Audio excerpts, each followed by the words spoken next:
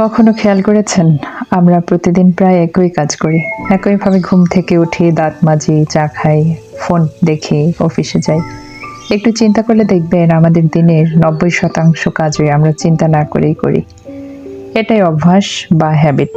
মনোবিজ্ঞানীরা বলেন অভ্যাসে আমাদের চরিত্র গড়ে, আর চরিত্রই আমাদের ভাগ্য নির্ধারণ করে।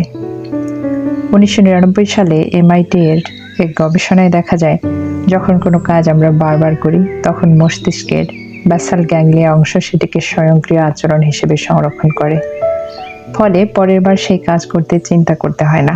এ কারণে এই নতুন অভ্যাস তৈরি করতে প্রথম দিকে কষ্ট লাগে, কারণ মস্তিষ্ক তখন নতুন সার্কিট তৈরি করতে থাকে। এটাকে বলা হয় হ্যাবিট লুপ। এখানে 3টি ধাপ সম্পন্ন হয়। প্রথমত কিউ বা সংকেত, কোনো কিছু আমাদের মস্তিষ্ককে বলে এখন কাজটা করো। দ্বিতীয়ত রুটিন বা অভ্যাসিক কাজ, আমরা কাজটা করি। তৃতীয়ত রিওয়ার্ড বা পুরস্কার, কাজ শেষে আমরা স্বস্তি বা আনন্দ পাই। উদাহরণ দিই, ঘুম থেকে উঠে ফোন দেখার অভ্যাসটা তৈরি হয়েছে এভাবেই। এখানে সংকেত হলো ঘুম ভাঙা, রুটিন হলো ফোন দেখা, পুরস্কার হলো নতুন তথ্য, নোটিফিকেশন, আনন্দ। জেমস ক্লিয়ার তার বিখ্যাত বই অ্যাটমিক হ্যাবিটসে বলেছেন, যদি তুমি প্রতিদিন মাত্র 1% ভালো হতে পারো তবে বছর শেষে তুমি প্রায় 37 গুণ উন্নত সংস্করণ হয়ে উঠবে। শুনতে অবিশ্বাস্য লাগলেও গণিতের এই হিসাবটি একদম সত্য। ক্ষুদ্র উন্নতি প্রতিদিন যোগ হতে হতে এক বিশাল পরিবর্তনের রূপ নেয়। অন্যদিকে যদি আপনি প্রতিদিন 1% খারাপ হন তবে বছর শেষে আপনি নিজেই নিজের ছায়া হয়ে উঠবেন। ডিউক ইউনিভার্সিটির এক গবেষণায় দেখা গেছে মানুষের দৈনন্দিন কর্মকাণ্ডের 45 থেকে 60% সম্পূর্ণ অভ্যাস নির্ভর। অর্থাৎ আমরা যেমন জীবনযাপন করছি সেটা অনেকটাই আমাদের অভ্যাসের প্রতিফলন। এই কারণেই বলা হয় change your habits and your life will follow. একজন সফল লেখক, শিল্পী বা উদ্যোক্তা একদিনে তৈরি হয় না। আমরা প্রতিদিন কিছু ক্ষুদ্র কিন্তু ধারাবাহিক কাজ করে যাই। সফল লেখক, শিল্পী বা উদ্যোক্তাও এই ধারাবাহিক কাজগুলো করার মাধ্যমেই সফল হয়ে ওঠেন। যেমন সকালে 30 মিনিট লেখা, নিয়মিত পড়া বা নির্দিষ্ট সময়ে ধ্যান করা। এই ক্ষুদ্র অভ্যাসগুলোই তৈরি করে এক্সট্রাঅর্ডিনারি লাইফ। 2012 সালে ইউনিভার্সিটি কলেজ লন্ডনের গবেষণায় দেখা যায় গড়ে 66 দিন সময় লাগে একটি নতুন অভ্যাস গঠনে। তবে অভ্যাসের ধরন অনুযায়ী সময়ের পার্থক্য হতে পারে 18 দিন থেকে 254 দিন পর্যন্ত। অর্থাৎ আমরা যদি ধারাবাহিকভাবে 2 মাস ধরে একটি কাজ করি তাহলে তা আমাদের স্বাভাবিক আচরণের অংশ হয়ে যায়। তবে এখানে একটি গুরুত্বপূর্ণ দিক আছে, অভ্যাস তৈরি হয় কনসিস্টেন্সির মাধ্যমে, মোটিভেশন দিয়ে নয়। কারণ অনুপ্রেরণা ক্ষণস্থায়ী কিন্তু শৃঙ্খলা স্থায়ী।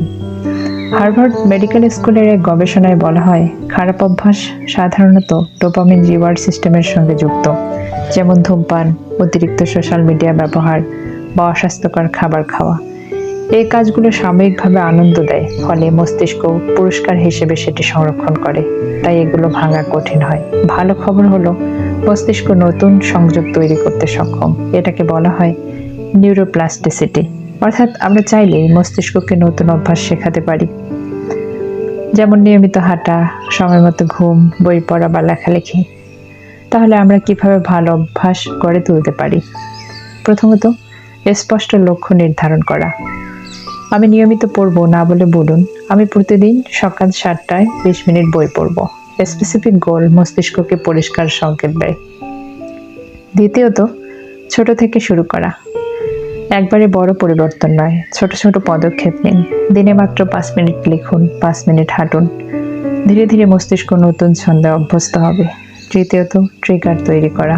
একই সময়, একই জায়গায়, একই ক্রমে কাজ করুন, তাহলে মস্তিষ্ক সংকেত চিনে নিতে শিখবে। নিজেকে পুরস্কার দিন। চতুর্থত, যেমন অভ্যাস সম্পন্ন হলে 1 কাপ প্রিয় চা বা প্রিয় গান শোনা। এতে অভ্যাসের সঙ্গে আনন্দের সম্পর্ক তৈরি হবে। পঞ্চমত, সামাজিক জবাবদিহি রাখা। আপনার অগ্রগতি নিকটতম শুভাকাঙ্ক্ষী বা বন্ধুকে জানান। এতে চাপ তৈরি হবে যা ধারাবাহিকতা বজায় রাখতে সাহায্য করবে। স্টিফেন কিং প্রতিদিন 2000 শব্দ লেখেন। ছুটি, অসুস্থতা বা ভ্রমণ কোনো কিছুই তার এই কাজটি থামিয়ে রাখতে পারে না। এই অভ্যাসই তাকে বিশ্বের অন্যতম সফল লেখক বানিয়েছে। ওয়ারেন বাফেট প্রতিদিন প্রায় 500 পৃষ্ঠা পড়েন। তিনি বলেন, knowledge builds up like compound interest. এই অভ্যাসই তার সিদ্ধান্তকে করে তুলেছে অসাধারণ লেখক। এলন মাস্কের কথায়, your habits define your future self more than your dreams do. অভ্যাসই জীবন বদলায়, নাটকীয়ভাবে নয়, বরং ধীরে ধীরে, নীরবে। আমরা প্রতিদিন যা করি তাই একদিন আমাদের পরিচয় হয়ে ওঠে।